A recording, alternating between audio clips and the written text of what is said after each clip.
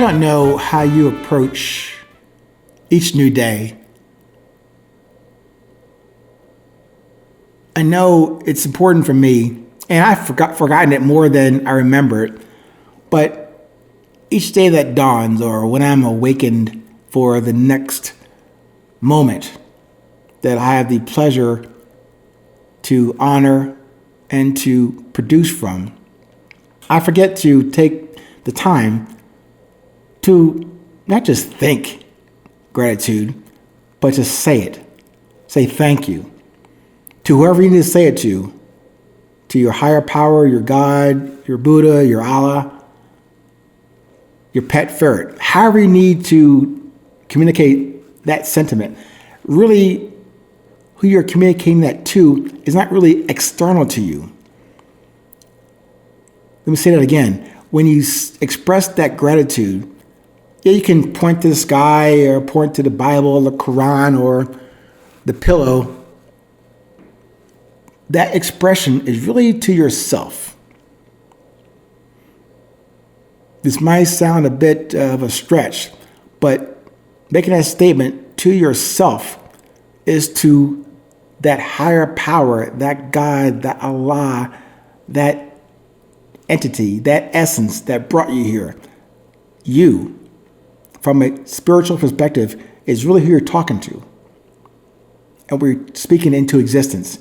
You're grateful to yourself for being here. No, you didn't create yourself. You're not that kind of a God, but you're a lowercase g God of the God or universal subconscious mind that brought you here.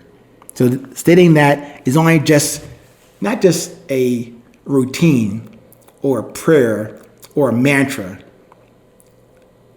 As I mentioned to you about those organic questions that I asked you to form for yourself, those sincere, original, curious questions really contain the answers that you're looking for. I know it sounds backwards. You want to ask a question, get the answer, and then you can move forward.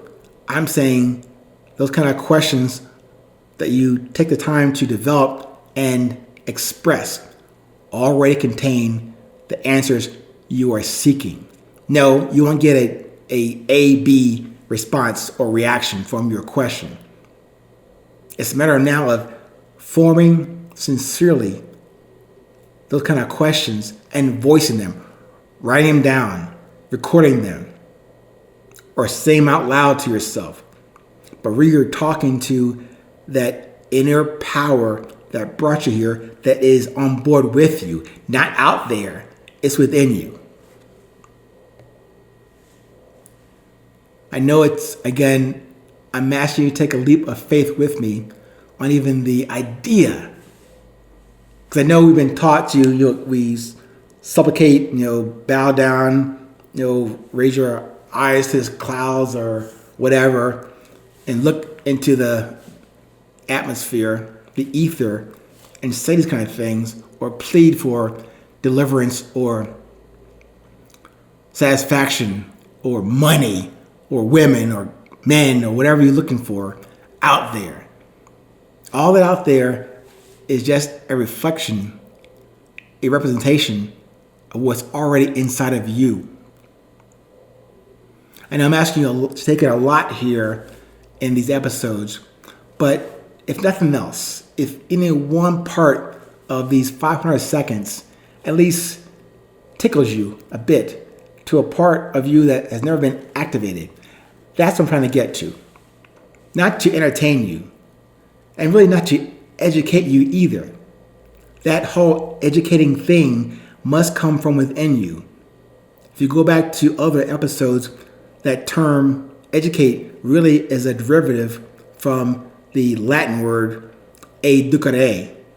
Educare means to draw out from, to draw from within. Meaning, as you can think about this as a context and construct, everything you need in this life, everything I need in this life was deposited in us from birth.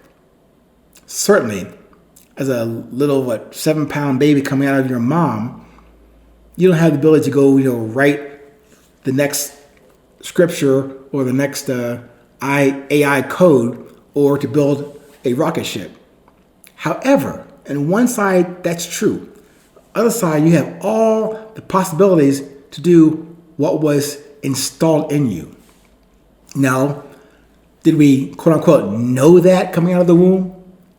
No.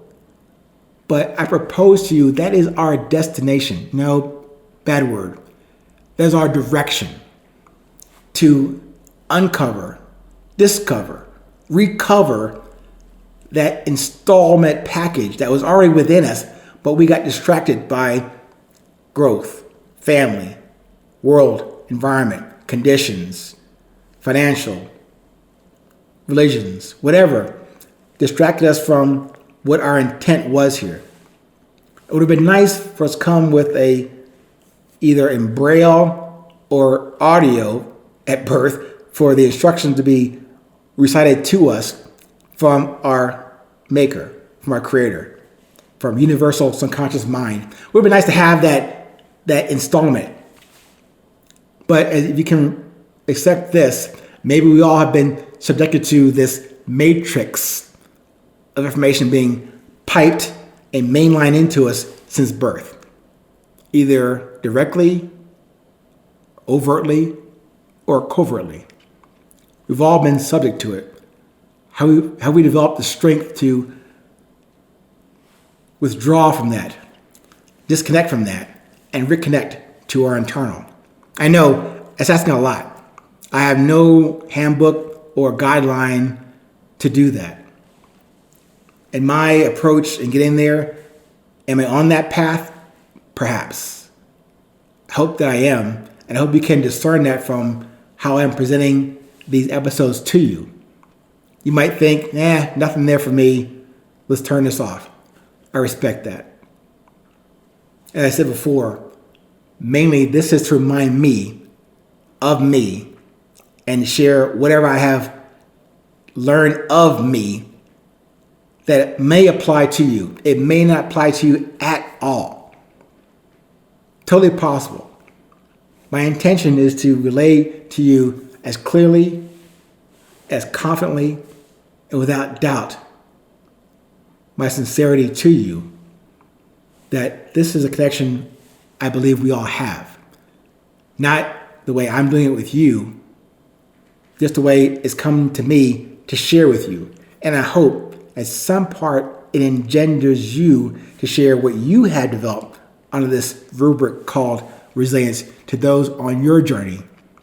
Again, this is my journey today, sharing with you that you chose to join me on. I sincerely appreciate that. What you do with it or don't do with it really is immaterial to me.